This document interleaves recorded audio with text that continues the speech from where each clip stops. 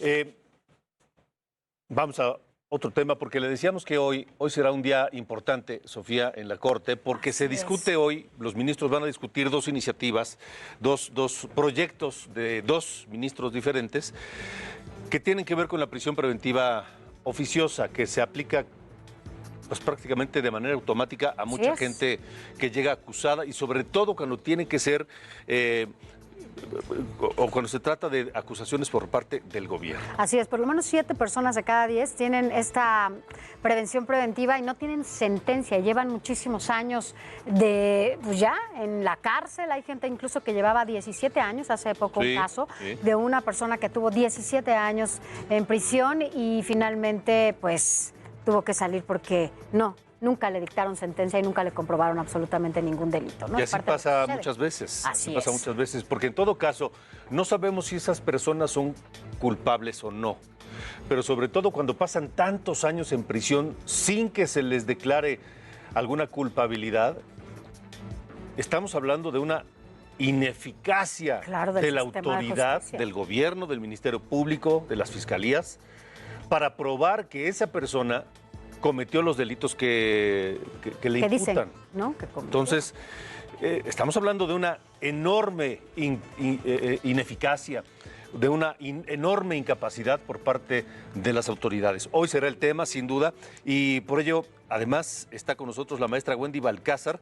Ella es cofundadora y directora de Incidencia en Políticas Públicas de La Cana.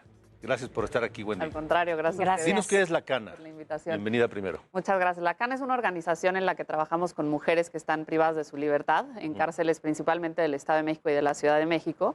Lo que hacemos es buscar brindar segundas oportunidades a través de diferentes actividades. Les llevamos una capacitación para el trabajo, con eso ellas tienen un empleo dentro de prisión, pero también las acompañamos en su proceso de atención a la salud mental y una vez que salen también. Ahora, son más las mujeres que justamente están en las cárceles con esta figura de prisión preventiva. Así es, o sea, justamente como bien lo señalas, en el caso de los hombres, por ejemplo, 3 de cada 10 no tienen una sentencia, pero en el caso de las mujeres es aún más grave, ¿no? Alrededor de 6 de cada 10 no tienen hoy una sentencia, a pesar de que las mujeres representan solo el 5.6% de la población privada de su libertad.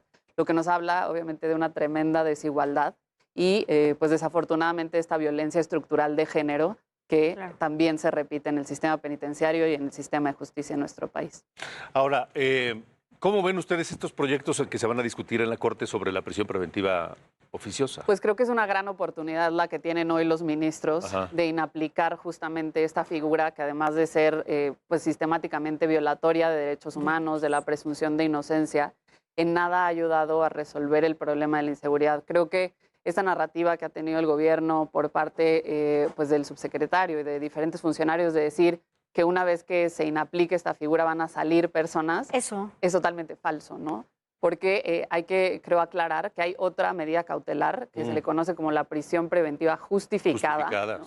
Que es ir caso por caso para advertir la peligrosidad a la persona a la que se le está acusando un delito, en comparación con la prisión preventiva oficiosa, que es automáticamente yo te acuso de cualquiera de esos 19 delitos que están en el catálogo y en automático vas a prisión. A ver si entiendo bien. Entonces, lo que desde su perspectiva podría eliminarse la prisión preventiva oficiosa y quedarse y aplicarse, obviamente, cuando los casos lo ameriten, la prisión preventiva justificada. Correcto. Y no pasaría nada. Correcto. No saldrían estos... No saldrían. Y este argumento de si inaplican la prisión preventiva oficiosa, van a salir de la cárcel, es falso, porque los jueces o sea, aún así podrían analizar caso por caso de las personas que quieran acceder a esta inaplicación. Que esto es lo que sí sucedería en caso de que justamente se apruebe. Así es.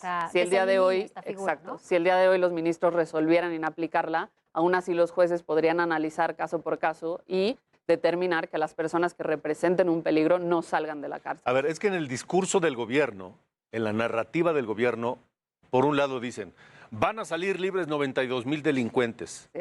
Primero, no les pueden llamar delincuentes. Es correcto. Porque no les han probado que efectivamente hayan cometido delitos, uno.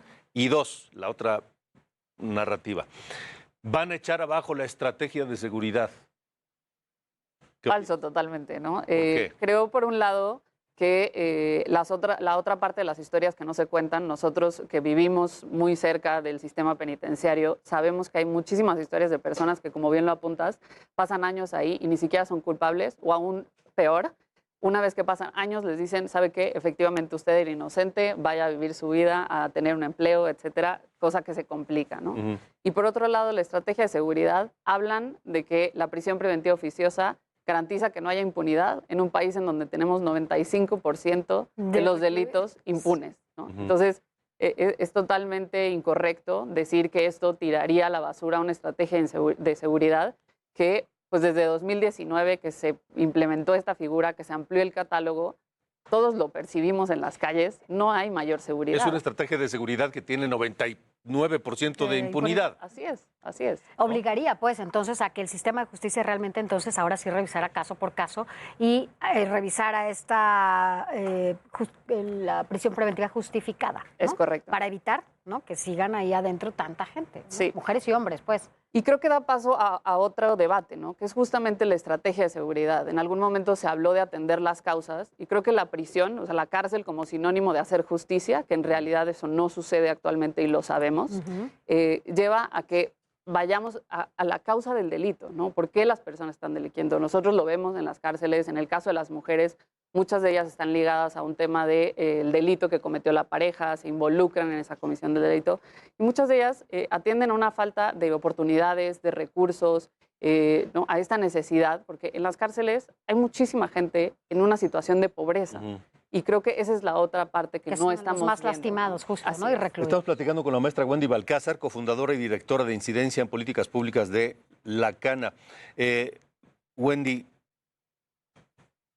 con este modelo y con esta herramienta de la prisión preventiva oficiosa, las fiscalías están en una posición muy cómoda, porque al acusar a alguien, lo encarcelan de inmediato y luego ven si le pueden probar el delito y lo pueden sentenciar.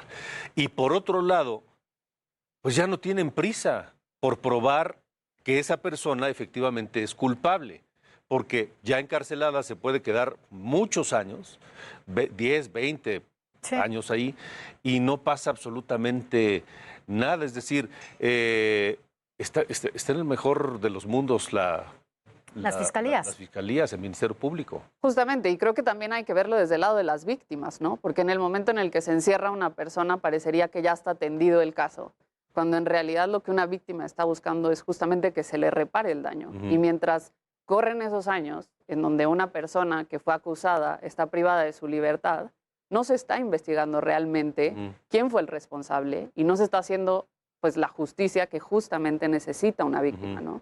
Por eso creo que es tan importante que se inaplique, porque como bien lo señalas, Alejandro, hay una obligación por parte de las fiscalías de investigar los delitos y no solo pues hacerse como además ya es suficiente el cuello haber de metido botella de justicia más fuerte, ¿no? O sea, finalmente las fiscalías no han cumplido con esta labor y es donde pues se atora todo, ¿no? Todo para que se lleve a cabo justamente una sentencia. Así es. Ahora, estos dos proyectos se van a discutir en la Corte. El día de hoy. Independientemente de lo que ocurra, desde las organizaciones civiles, ¿qué se está haciendo precisamente para terminar con esto o para modificarlo? Creo que lo señalas bien, ¿no? Hoy hay una oportunidad en la Corte, pero creo que eso no acaba ahí, ¿no? Al final del día, esto es inaplicar una medida, pero también hay que atender muchas otras perspectivas de este gran problema, que es el tema de la inseguridad y cómo lo atendemos. Hablamos siempre de que la solución es aumentar las penas, más cárcel, y al final del día no estamos volteando a ver qué sucede en el sistema penitenciario, ¿no? Por algo le conocen a las cárceles como las universidades del crimen, ¿no? Porque nada ayudan, ¿no? Exactamente, nada ayudan a reinsertar a una persona a la sociedad y que de alguna manera pues contribuyan a que ese proceso que viven en la cárcel sirva de algo, ¿no? Nosotros lo vemos, hay muchas mujeres que incluso se quieren quedar dentro de prisión porque saben que una vez saliendo no van a tener ni apoyo, no van a tener ni recursos, dónde vivir, un empleo. Por eso el acompañamiento que hacen, ¿no? Desde la organización. Justo. Exactamente, ¿no? Entonces, y muchas veces el meter a la cárcel a alguien destruye a la familia completa. Así es. ¿No? Porque creo que hay algo que a veces, pocas veces sabemos como sociedad, dentro de prisión todo cuesta, o sea, desde lo más básico, Todo. ¿no? Desde un papel higiénico, etcétera. Y la gran mayoría de las personas que están dentro de prisión no tienen recursos económicos. Por eso no extraña que se sigan cometiendo delitos incluso dentro de la misma prisión. ¿Por qué? Porque hay una necesidad económica, ¿no? Sí.